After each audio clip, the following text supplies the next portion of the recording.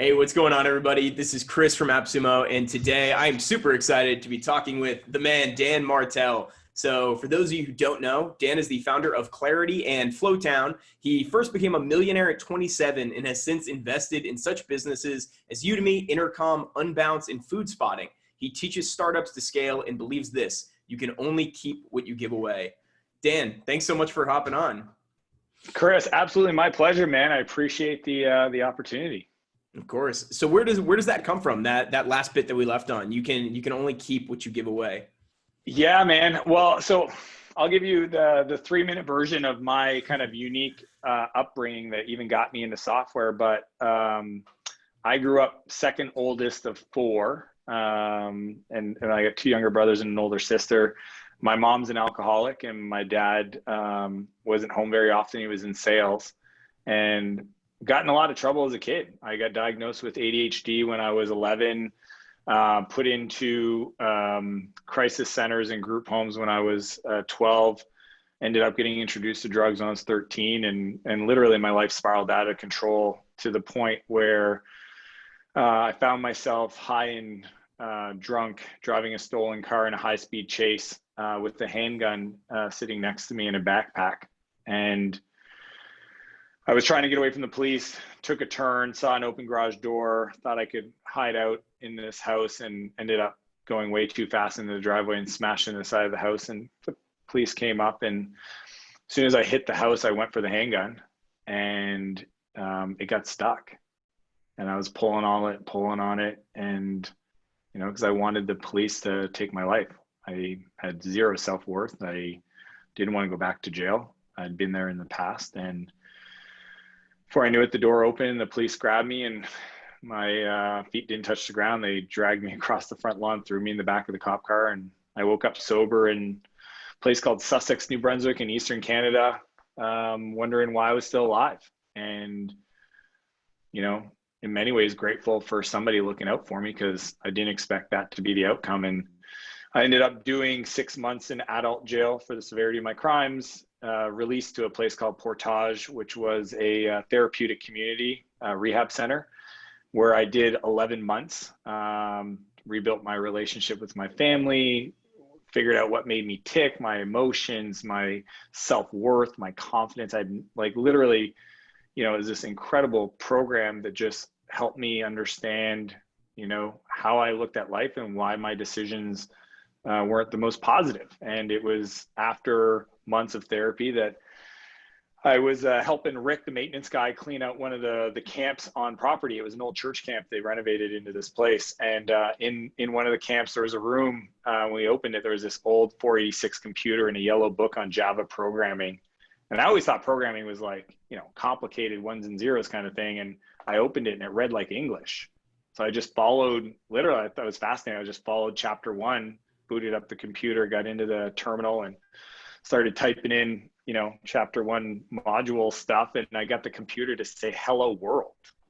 And I thought I was a genius. I was like, whoa, I might be an undiscovered computer genius. And that's why I've been so troubled my whole life. That's the kind of stories we tell ourselves, as teenagers. But regardless if it was true, unfortunately it wasn't, it literally became my new addiction. I got fascinated, right? For the first time, I was good at something that wasn't illegal. My dad was really happy. And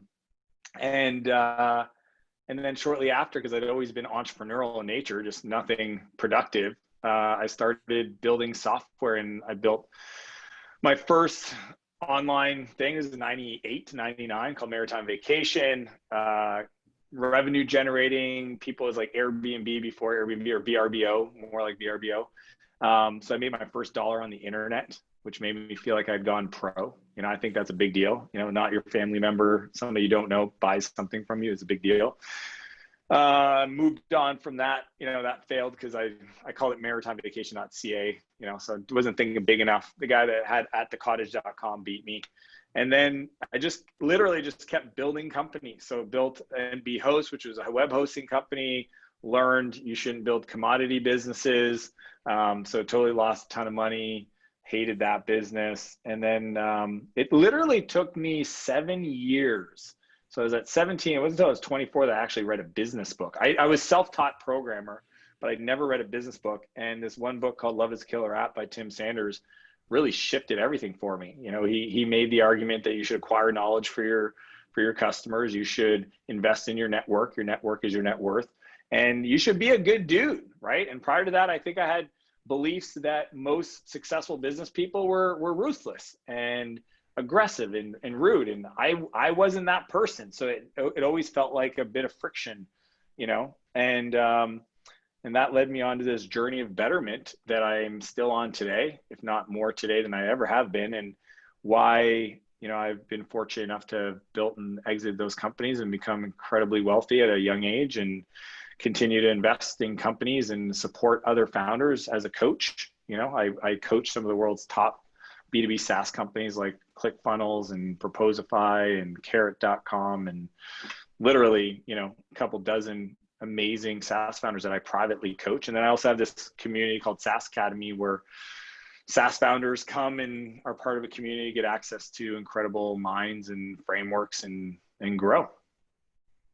It's an amazing story. Thank you for sharing that. I would love to go back a minute. So what were there any particular things when you were in the treatment center where they were giving you tools or ways to look at things or shift your thinking? Because I imagine there was a lot of reprogramming that had to go on there. Do you remember any particular principles or things like that? Yeah, I mean, some of the things that were quite unique was we used to run these feeling management groups. And like, so what I love about my experience at Portage was that as a 17-year-old, I went through literally almost a year of personal development. I just didn't know that's what it was called, right?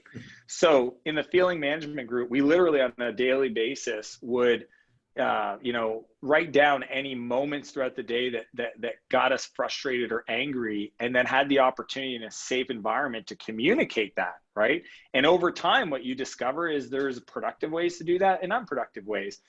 And then over more time, you realize that it has nothing to do with the other people that were involved in making you feel that, but what you went through that has you having a different perspective on life that causes you to be angry in that situation, where other people might not be angry, right?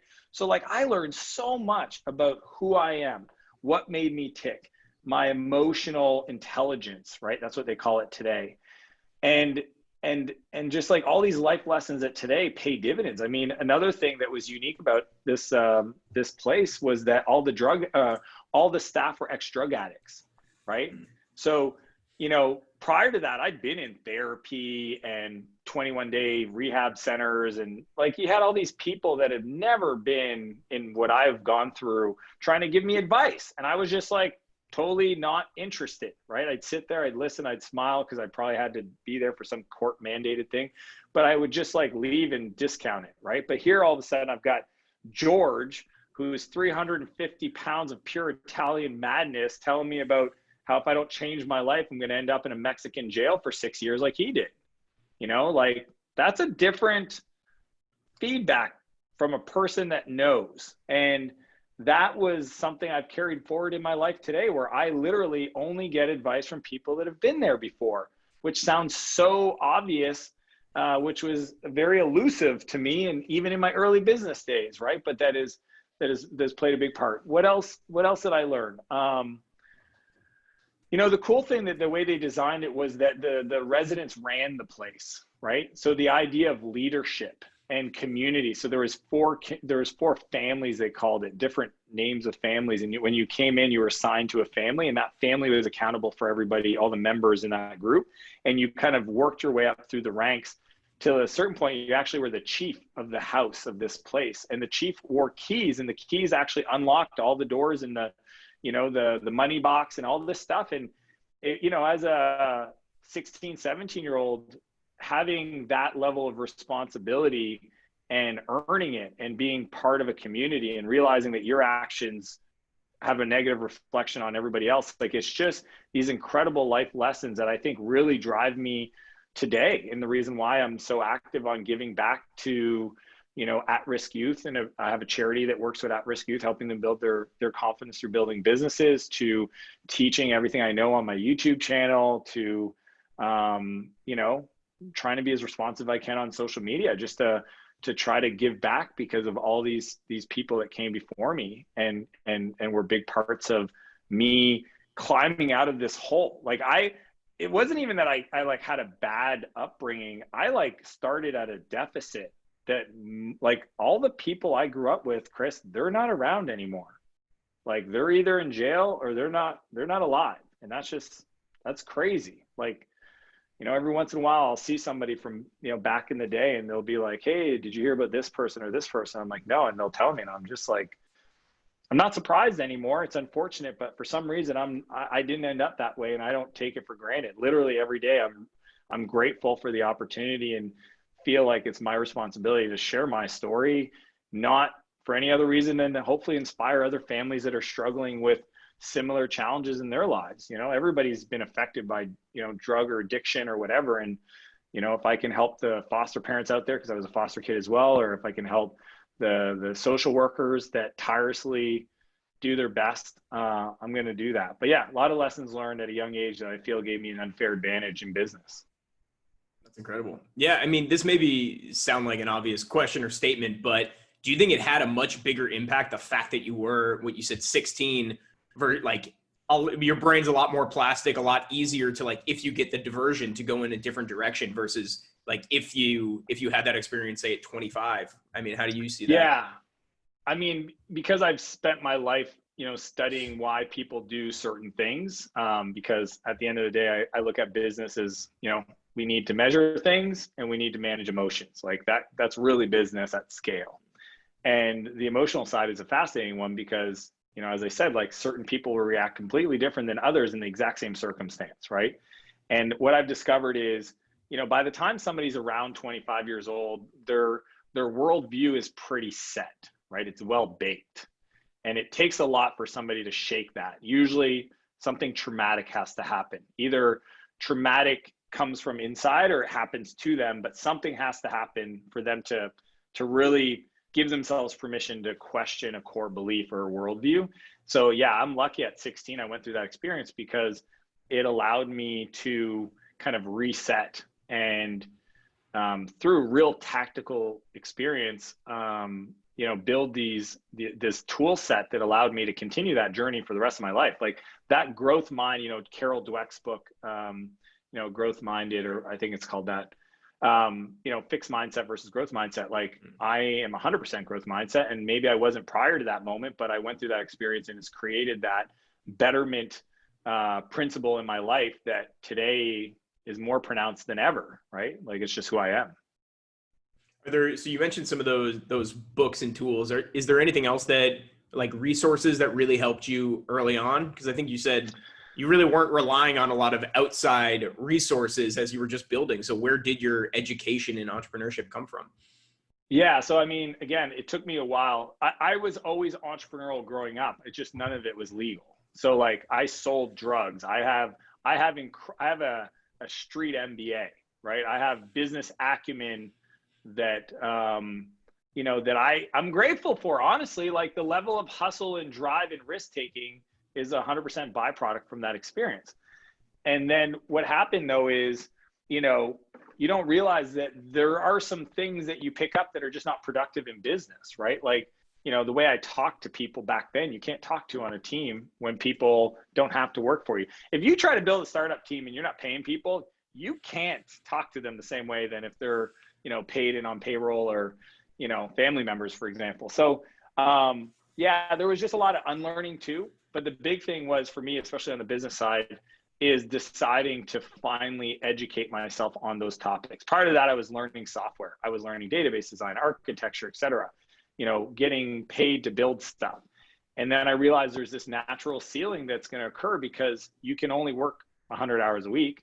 You can only do so much in those time. And to really grow, you need to have other people support you to give you more bandwidth, right? And throughput. So that was the big unlock for me was, reading my first book that's now led to, I've read over 800 books, on my way to 1,000. And still every day I read at least 10 pages. It's like, I don't even think about it anymore. It's not even a big deal. It's just like kind of what I do. Like I have breakfast, I read. And like that, process of not only just the books, but then people, proximity, right? So earlier on, a big shift for me was getting around people that were 2 or 3 years ahead of where I was at today, where I want to be. They were there.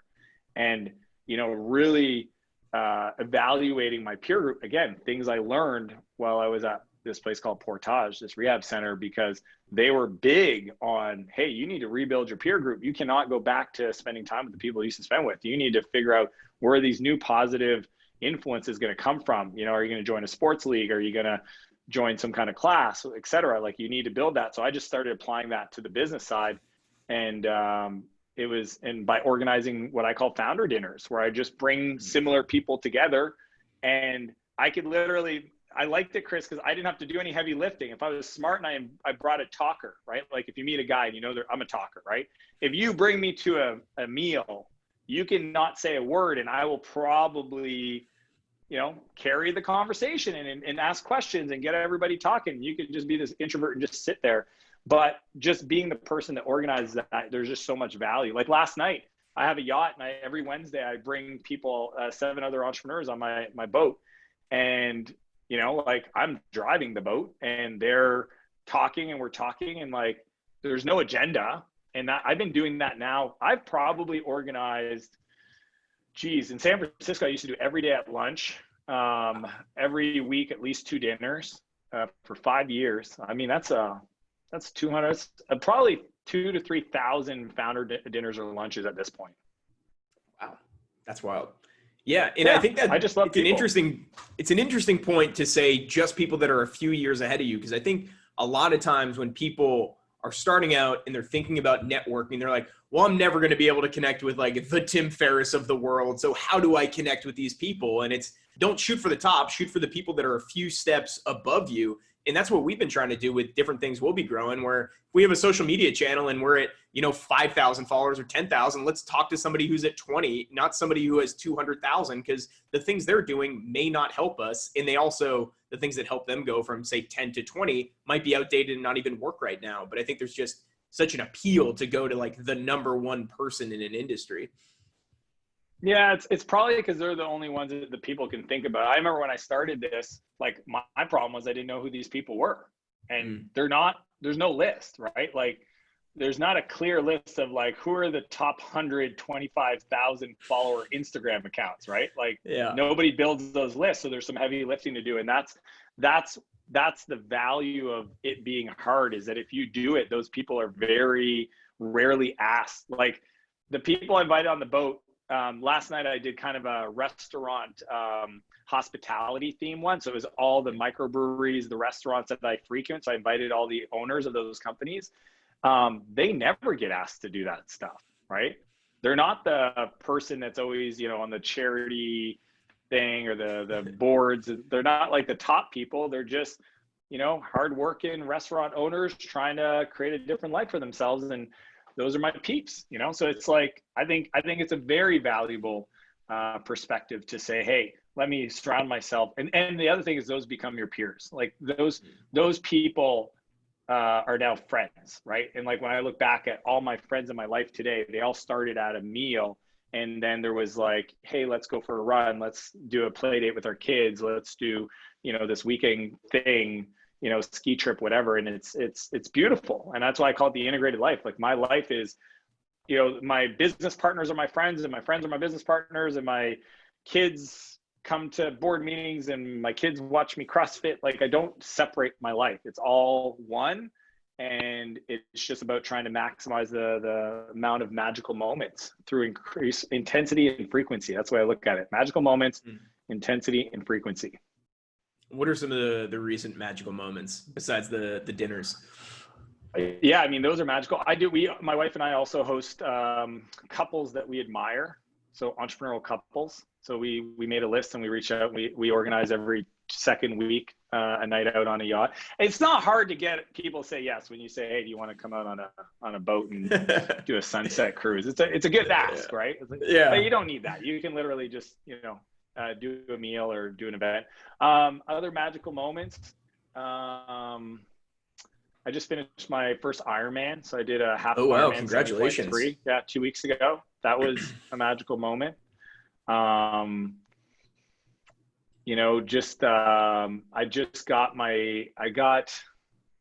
it's weird. I'll share this. I do private coaching. It's very expensive. It's $250,000 a year paid up front. you got to be doing 15 million plus in revenue. And I had a client that I talked to, and literally within 20 minutes, they said yes. That was a cool moment, right? Like where you've created so much trust in the market that somebody can, within 20-minute conversation, make a decision about working with you at that level of investment. And I only do 2 or 3 of those a year. It's just in the past, they've been multi-step conversations, right? Which I get because they want to make sure it's the right fit, and so do I. But, you know, yeah, I mean, there's just so many, you know, I have a McLaren, I race that. So like, you know, that never gets old. Yeah. I don't private jets with my friends. Yeah. I don't know. Like I don't want to sit here and brag, but life's amazing. No, that's but I awesome. also wake up every day at 5 a.m. and work my ass off. Like I don't take days off. Like I don't work. Like this is what's different about me. I wake up at 5 a.m., work till 7 so that I can take the rest of the day off and hang out with my kids and be 100% present. People I know take 3 weeks off vacation. I just don't do that. I don't want to waste the day. I don't care if it's Saturday or Sunday. I also don't drink, so I'm not hungover like a lot of people get. And I just care about, like, you know, creating these moments of magic, you know? So what does that 5 to 7 consist of? What are you doing during that time? Because I imagine you're extraordinarily effective during that. Yeah. Creative deep work. And my life today is about analyzing software companies that I'm going to buy. It's looking and thinking about frameworks that I want to teach my coaching clients. So I create growth playbooks all the time, at least 2 a month, and they're very involved and researched. I definitely have a very structured morning routine where I— Can you walk through that a bit? Wake up. Yeah. So, I mean, people are good. Like, again, you said earlier, what I do today is probably not what people starting off should do. Okay. Because it doesn't make sense, but I'll tell you the book to go get. Morning Miracle, Hal Elrod, amazing dude. Are you in Austin, Chris? Yes. Yeah. So Hal's in Austin, is an amazing human being. Get that book, Miracle Morning. That'll walk you through it. But mine is hydration. I think it's important. You're dehydrated as soon as you wake up. So I do hydration. I do physical movement, you know, air squats, body push-ups, just to get the heart flowing. I do 5-minute journal. I usually have, I do have one here. I literally have so many, they're all over the place. So this one just happens to be on my desk, but I have them in my office upstairs and on my boat. And so 5-minute journal. I do meditation. I do visualization. I review my affirmations. I review my goals, personal, business, and I read 10 pages of a book. And I try to do all that in an hour, which is a lot. So you can't fuck around. It's like, but then between 6 and usually on a work week, pretty much until I don't do any meetings. Today's a podcast day, so it's totally different. So this is my 7th podcast interview. Yeah, what time is it for you? It's 11:30, 11:34. Yeah, they started at 7. And that's an example of just like, how do I squeeze as much juice out of a day? Right? Is I create batches of similar type activity.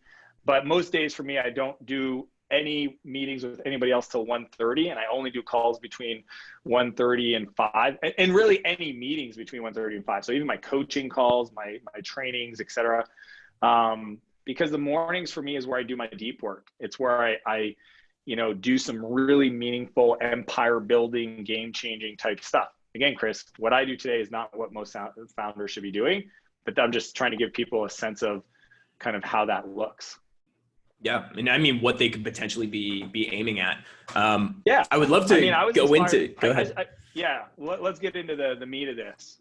Yeah. So you talked about the growth playbooks and how you'll be doing this deep work. When a company or a client comes to you and they're saying, you know, you said around 15 million in revenue is where you guys start off working with them?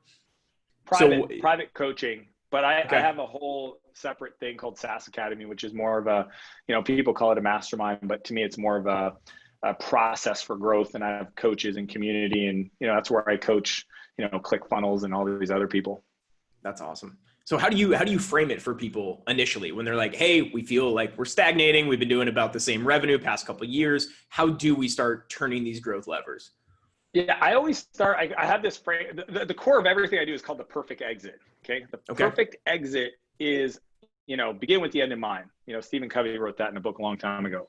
But If we can define what that means for you, and it could be a public offering, exit the strategic, or even hire a CEO to run the business, that's going to drive everything else. Because you can imagine going public has a different funding model than hire a CEO to run this thing, as an example. And that's just one example of probably 100 different decisions you're going to make that, you know, if you don't know where you're going, it's really hard to make decisions today. So that's the core. The way I look at what needs to be true or what people want is they want predictable demand, right? So that's a need that they need to build their business. They need scalable profit, meaning that the unit economics, the business model, most people's business model is totally broken. They need predictable profit. And then the third is they want viral referrals. If you do any business right, you have viral word of mouth, right? Because the product is great. Okay, so there's a whole lot to unpack in those three things. At a higher level from that, the way I think of the areas of focus is, number one is, and this is the ACEs growth engine, right? So attract, convert, expand, scale. Attract is about going from obscurity to dominance in your market, okay? To do that, we need to really nail the position, right? Who do we sell to? Who do we not sell to, right? So with that, then we can build authority. We can install automation so that our marketing takes care of the market before they're ready to buy. And we can fill our funnel with ready to buy customers. So that's the attract side. And we can unpack any of these in a sec, but attract's there. Then it's convert. Convert is going from friction to flow. How do I create a sales process that reduces all the friction and takes people from opportunity to customer? So we need to harvest opportunities. We need to reveal our product. Reveal our product means our trial process, our demo process, or how we sell a proof of concept. So enterprise, mid-market, SMB. Again, I am hyper focused on just software as a service. And then increase our velocity. So sales velocity it's actually a mathematical equation. I'm going to say it, but you can try to write it down, but just Google it. But sales velocity is the number of deals multiplied by the average deal size multiplied by your win rate, your percent win rate, divided by the average time to close. That will give you a dollar amount on a daily basis that is your current sales velocity. And what we want to do is we want to grow that. So those are the four variables that are part of that. And we focus on it using different playbooks. That's the convert. Expand is all about going from loose to locked in. In software world, it's all about retention, revenue retention, customer retention. If you're losing 50% of your customers every month, or even 20%, or even 10%, that's a bad business to be in, right? In the software world. So we want to, engineer throughput, right? So how do we get our team to increase our throughput across all business processes? How do we delight our customers, right? So that we can start to create those viral referrals. That's through, our customer success processes. How do we upsell revenue? Monetization, pricing, packaging, plans. I have a dedicated coach just for that. He came from Vista Private Equity, which is the world's top private equity fund for software, a $50 billion fund. He ran their whole pricing practice. He coaches my clients around, upselling revenue in that area. So those are like these three meaty modules. And then scale for me is the part that a lot of people don't talk about, because these are tactical things. I can teach these. I have 350 growth playbooks that make up, what I call accelerators within each one of those areas. But to me, scale is where, it's the entrepreneurial journey. It's the mindset. It's having it's understanding how to harness talent. Okay. So that's a big area of focus for me. How to have a vivid vision, right? Have the clarity around what the future looks like in the next 12 months, 3 years, 10 years. And then also how to find flow, right? Chris, we talked about kind of my daily basis. I don't believe in time management. I believe in energy management, right? Doing the wrong things in the wrong time in your day can actually be counterproductive, if not harmful. So we want to make sure batching podcast interviews for me makes the most sense. You get a better version of me than the first person that interviewed me, because I'm energetic. I'm warmed up. I'm excited. Okay. So like batching is something I learned writing code in software, right? Like when I sat down, like the third hour of coding was way more productive than the first 30 minutes, as an example. So all of that to be said is there is a very repeatable, scalable process to growing software companies that's based on those four core pillars: attract, convert, expand, and scale, that I can give to people and coach them to get results. But the thing that's most fascinating to me is asking them a question like, if somebody in the industry bought your business tomorrow, what's the first thing they would change? Right, Chris? That question unlocks the answer, which they all know. They would do this. So then my follow-up to that is, what's stopping you from making that decision? And in that answer is what I call coaching. That is what I do. That's my gift. My gift is to, almost like a heat-seeking missile, go through all your bullshit, all the noise, right to the core of the issue that's stopping you from getting the results, and helping you challenge that worldview, because that's all it is, okay? It's a perspective. You have a worldview that's not positive, it's not productive, and it's stopping you. For example, the other day, one of my clients, Christina, she had a really great question about executing one of my frameworks called the outbound pipeline builder. And she said, I don't want to be that person. That person. Hey, Christina, let's unpack that a bit. What is that person? And she started to explain, you know, the people that email me every day, that spam me, et cetera, et cetera. Obviously, I also know that I can't go too quick. I need to get them to get to that place themselves. So it's frustrating for me because I know where we're going, but I have to ask the questions to get them to get there themselves. Does that make sense, Chris? Yeah. That's the craft of coaching. That's where I spend and I invest, and I have a coach and I work to try to figure out how can I get there faster through the quality of my questions. At the end of the day, what Christina was really saying, and that was stopping her, is her judgment for those people was stopping her from doing those activities, regardless if her approach was going to be way better and more valuable for the receiving person.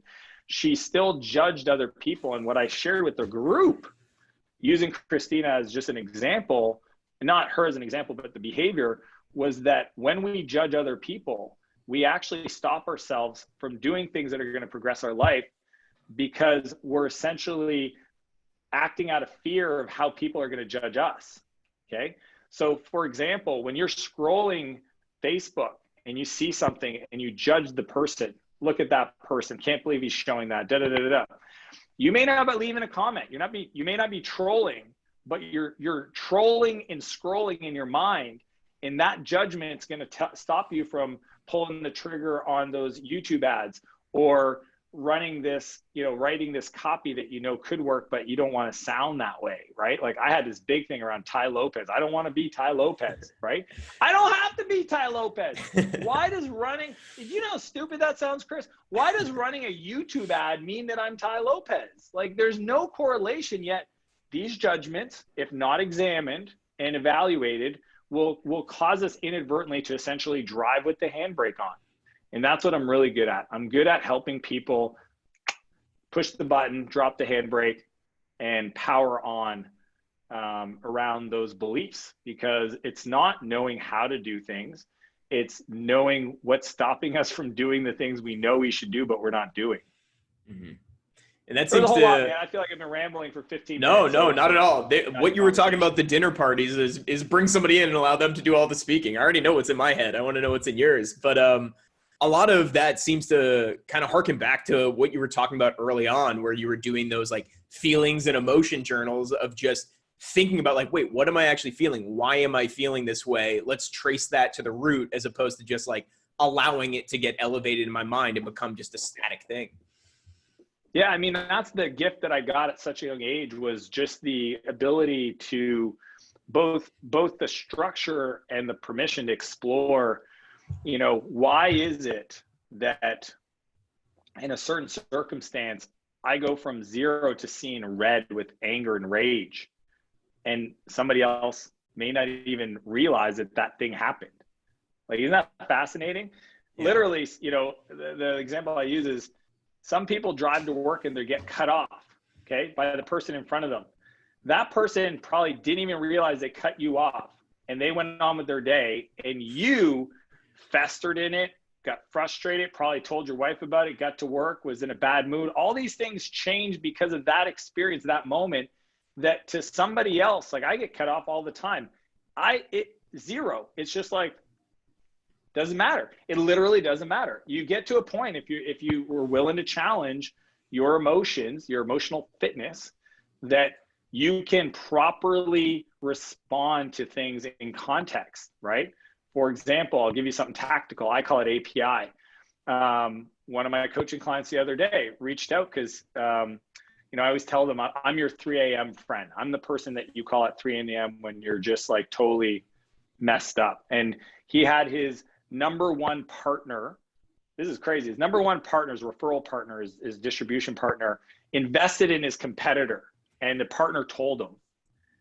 It just crushed him inside. Why would he do that? I feel betrayed, etc. So he reaches out to me. And he can't sleep, and I just asked him. I said, "Is it possible that, the fact that he told you actually tells me this person felt really bad and guilty about what he did?" And he wanted to tell him because he wanted to say, "I'm sorry I did that, and I sold my equity. I'm not going to invest in them, but I wanted you to know." So the reason I shared that story with him was that I have this framework called API. Always assume positive intent, right? So I always assume positive intent. Because to me, if somebody cuts me off, I would rather decide and believe that that person has a medical emergency, their kid is in trouble, somebody they care about is in a bad spot, whatever it is. Like I'd rather assume that than the person's an ignorant douchebag, right? Or a teenager on their cell phone or whatever the negative version of that. So I always assume positive intent until proven wrong. Like obviously, if somebody does something malicious and I visually see them being malicious, then it is what it is. But most people's pain and frustration is self-imposed. And I just think it's a powerful opportunity to sit back and actually question how that even surfaces for people. Where did that come from? And why is that a rule set that you believe? And if it doesn't serve you, maybe we should challenge it a bit so that we can rewrite it. And that's the reality of the human condition, which is beautiful, is that we get to rewrite these rules at any point in this moment, in this second. If people choose, they get to rewrite the rule and change their whole approach to the human existence that they're going to experience going forward if they choose to write it in a positive way. No, I love that. Have you ever read The Charisma Myth? I have not. I've been recommended that book a few times, so this might be the reason I get it. She has one little partner where she's talking about shifting your perspective. And I feel like this might have only just been like one sentence that she threw in, but she's like, sometimes I'll just imagine like when people are frustrating you or you're like on a train and it's all bumpy, she's like, I'll just imagine everyone has like a little pair of angel wings on their back and they're all just like going about their day, trying to do the best they can. And I started doing that when I would take the train to and from work, and just like that funny little shift where you're like, these are all just a bunch of people. Like some are grumpy little angels, some are real happy little angels, but they're all just going about their day trying to do. And that perspective shift really makes like what could be like a really annoying 6 a.m. experience on a like cold winter train, just like, just a bunch of people trying to do their best. It doesn't have to be so gloomy. I know we're coming up on time. I would love to ask a couple more questions about what you would recommend for somebody on the like earlier side. Maybe they're working in a bit of a bigger company, but their growth team specifically is maybe like 1 or 2 or 3 people. Where would they start if they really want to start engaging with some of this material and putting it into practice?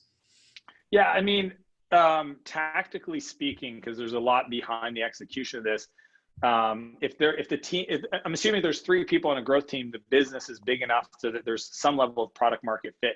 One of the things that I think is kind of missed opportunities is truly digging into the segments of your buyers, right? And at that level of scale, again, assuming let's say they're at $300K in monthly recurring revenue, they probably have different segments of buyers, different types of buyers, and what they're missing is what's called the desired outcome of the buyer mapped to the appropriate experience to the buying process. Okay, simple example. If I'm an SMB and I'm using your tool or I'm evaluating your tool, I just want to sign up for a trial. If I'm a Fortune 50 or Fortune 2000 company, I want to talk to somebody, right? And both those people could be showing up to your website if you're at scale, and you need to map to that appropriate experience because both of those people may not buy if they're forced into the other person's flow, right? And then even on the back end, I think what happens is founders try to automate and systematize and create process to create bandwidth, but they might do it in the annoyance of their customer. For example, I have clients where they inundate their big clients that know how to use the tool with all these like educational emails or messages. And it's just like, look, I don't need any of that. I'm good, right? So like, you need to understand for this segment of people, they need these things, and that's the appropriate experience for them. And it actually may be talking to them less. For these people, they need more hand-holding. So how do you do that? Using a digital experience, because you can't afford to do a human experience for what's called the customer success timeline. Well, you can do group training sessions twice a week. There's all these like different tactical experiences. The reason I say that right off the bat is if you don't truly understand those segments of buyers and map that process, then you're not getting as much efficiency out of the engine. You spend all this time acquiring customers, but within that trial buying process, it's inefficient. So you don't even have to do anything top of funnel to really get a bunch of juice, right?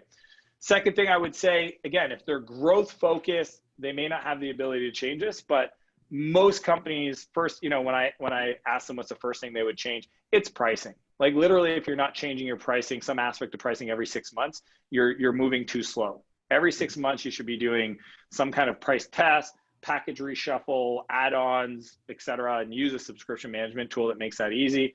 But pricing is going to be the biggest lever.